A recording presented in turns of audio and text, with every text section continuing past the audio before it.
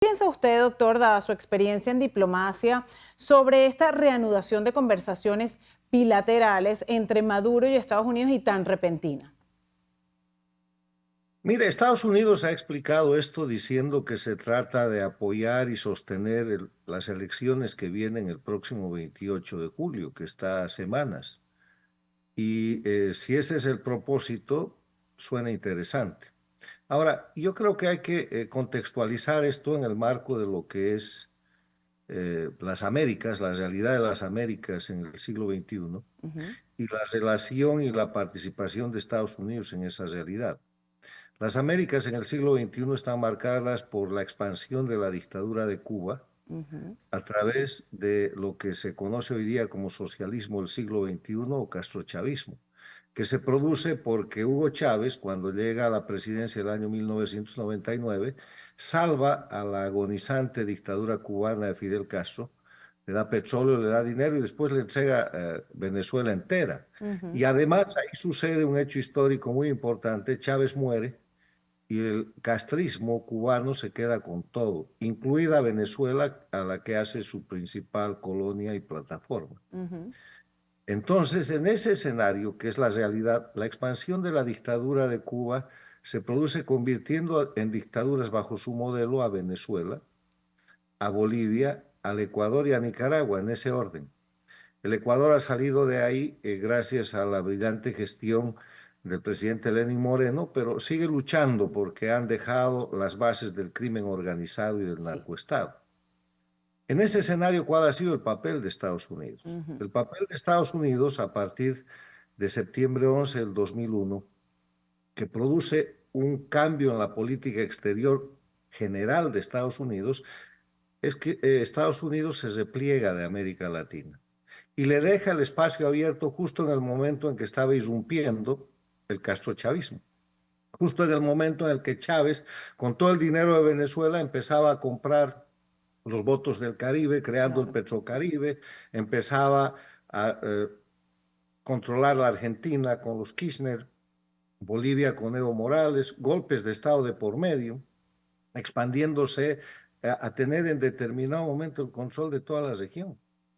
Queda ahí salvada Colombia con el Plan Colombia, pero más tarde con Santos, eso sufre también un quiebre.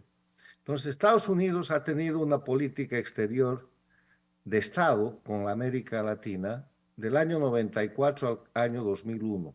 Y esa política de Estado está expresada por la Cumbre de las Américas, la primera Cumbre de las Américas, que fija, entre otros, como principales parámetros el respeto a los derechos humanos y a la democracia, la lucha contra el narcotráfico en ese momento, que hoy día sería el crimen organizado con desarrollo sostenible, y el libre mercado y el libre comercio y las libertades para que la gente se desarrolle. ¿Cuál es el interés de Estados Unidos en este momento con esas conversaciones con Nicolás Maduro frente a unas Bueno, elecciones? en el siglo XXI la política exterior de Estados Unidos ha sido difusa y además ha cambiado de acuerdo al partido político que ha ocupado la Casa Blanca. Ujú. Yo creo que la expresión de Estados Unidos hay que creerla. Quieren apoyar con eso el proceso, la transparencia y garantizar el resultado de las elecciones que vienen el 28 de julio. Ojalá. Pero Porque ¿por qué no en, invitar a la oposición también a este diálogo? Si con el acuerdo de Barbados estaban incluidos oposición, gobierno y Estados Unidos y los países garantes. veremos el resultado, quedan pocas semanas. Ahora, yo le digo en general, si Estados Unidos está dialogando con Cuba, donde tiene incluso embajada, y Cuba es la dictadura jefe de la que depende Venezuela, el régimen Ujú. dictatorial de Ujú. Venezuela, como depende el régimen dictatorial de Ortega en Nicaragua y el de Evo Morales y Arce Catacora en Bolivia, ¿por qué no dialogar con la dictadura satélite de Cuba, que es la dictadura venezolana? Entonces, hay que esperar el resultado sin suspicacias. Eh, hay que tener esa gran frase que siempre acompaña a la política, que hay que esperar lo mejor y estar preparados para lo peor. Lo que pasa es que confiar en Nicolás Maduro es muy difícil después de que no han cumplido en nada. Yo quiero poner en pantalla lo que puso Jorge Rodríguez, que es el representante de Nicolás Maduro para estas reuniones, cuando culminó este encuentro virtual. Él pone que insisten en que el diálogo debe limitarse a lo acordado en Qatar para seguir recuperando la confianza mutua, como que estuviera poniendo condiciones y definitivamente quienes han incumplido con todos los acuerdos ha sido Nicolás Maduro y Estados Unidos sí les entregó a Alex Saab, les alivió las sanciones que bueno, que después las volvió a reimponer, pero un poco más flexible, que están poniendo como marcando la pauta Nicolás Maduro a Estados Unidos. Mire, yo creo que dialogar con las dictaduras siempre es un riesgo, pero en el ámbito de la diplomacia no dialogar puede ser peor. Claro. El tema es que el diálogo se juzga por los resultados. Hasta ahora el diálogo con las dictaduras siempre ha sido favorable a las dictaduras. La regla es que las dictaduras del castrochavismo y la dictadura de Cuba como jefe de ese grupo abren diálogo cuando necesitan oxígeno y cuando lo tienen cierran el diálogo. Ha pasado, mire los diálogos sobre el tema venezolano, Así es. México, Qatar, el último se llama el de los acuerdos de, eh, ¿cómo son los últimos acuerdos de diciembre del año pasado? Los de Eh, Barbados, pero entonces ellos se Barbados, quieren y limitar a nada los de de, Qatar. y nada de eso se cumple. Nada. Ahora, está llegando un punto de inflexión que es muy importante, en el que yo creo que resulta interesante este diálogo, pero siga esta regla, Francia. Hay que esperar lo mejor y estar preparados para lo peor, porque el diálogo con las dictaduras puede traer y siempre ha traído lo peor. Ahora, Siempre en las mienten. elecciones del próximo 28 de julio hay dos escenarios. El escenario de la realidad real, de la realidad objetiva, donde el pueblo venezolano quiere repudiar a la dictadura y le puede ganar con el 70% o más. Pero el escenario del fraude electoral que está en marcha es un escenario en el cual la dictadura ha empezado a reproducir, porque no es nada nuevo, el Sí. montaje que hicieron en el 2020 en Bolivia y el montaje que hicieron en la última elección de Ortega en Nicaragua, donde con repudio de más del 80% de la ciudadanía, ellos producen resultados donde ganan la elección. Sí. Ortega es un caso extraordinario.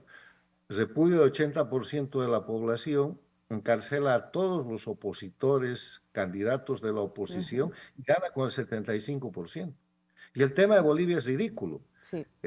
Evo Morales renuncia, escapa de Bolivia y al año hacen la elección y él pone un candidato de su amaño, que es Luis Arce, y con una favorabilidad de cerca del 20%, el grupo dictatorial termina ganando con el 56% en la primera vuelta y toda la oposición aplaudiéndolo, Sí. porque es una oposición funcional.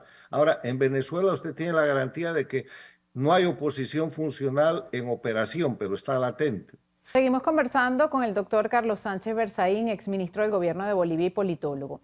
Habíamos quedado en la otra parte analizando un poco la situación o las comparaciones entre Bolivia, Nicaragua y Venezuela. Y yo le quería preguntar, doctor, ¿usted cree que cómo sea el comportamiento ante estas elecciones de Nicolás Maduro, del gobierno de Venezuela? ¿Podría hacer lo que hizo Nicaragua y al verse perdido dar un zarpazo y meter preso a todo el mundo, a todos los contrincantes y hacer que no hayan elecciones?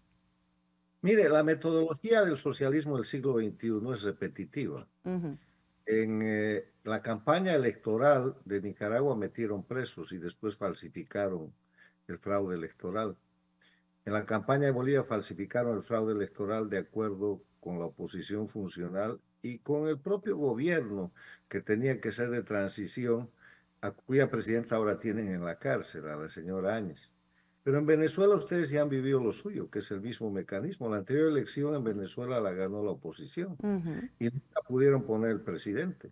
Pusieron un presidente virtual o un presidente legítimo y después, como si nada pasara, de la noche al día lo desconocieron Se y se acabó. desvaneció, No, lo desvanecieron lo desvanecieron. por un manejo de la oposición funcional y estos diálogos.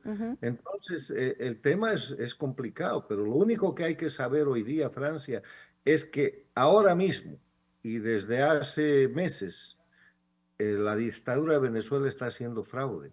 Y está haciendo fraude, como lo he denunciado en varios análisis que son públicos, porque quieren llegar al 28 de julio en el cierre de la votación diciendo que han ganado. y están falsificando el padrón electoral, van a falsificar la votación, están falsificando encuestas, están falsificando respaldos. No van a utilizar el mecanismo de meter a la cárcel a los opositores, pero sí van a utilizar el mecanismo que ya han utilizado en Venezuela y en Bolivia de falsificar un resultado y decir que han ganado y sentarse sobre eso. Y ahí el tema para el pueblo venezolano y para la oposición real de Venezuela es el día después. Sí. Si Venezuela es capaz de sostener una resistencia civil firme en defensa de la voluntad del pueblo venezolano, que empieza con lo que hayan anunciado que tienen, veedores y gente que va a certificar por parte de la oposición en cada mesa el resultado electoral y mostrar eso al mundo y después resistencia civil pacífica para que la dictadura se vaya. Porque si hay algo cierto es que el chavismo ha perdido las masas, el pueblo realmente lo ha abandonado y no tiene el apoyo que tuvo en otras elecciones. A pesar de que en las pasadas la haya perdido, tenía más apoyo popular. En este caso no. Siempre han hecho fraude. El tema es que el chavismo que usted llama es una tecla, es un títere del castrismo.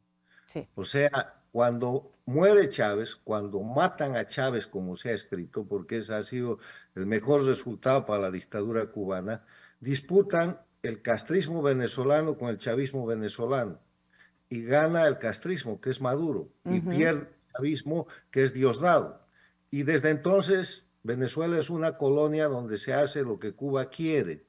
Y de ahí tiene que salir el pueblo, y esta votación del 28 de julio es el mecanismo para hacerlo, pero es el mecanismo para hacerlo sabiendo que ahora mismo se está operando un fraude que va a presentar como resultado de la elección un triunfo inexistente de Maduro, y ahí viene la batalla.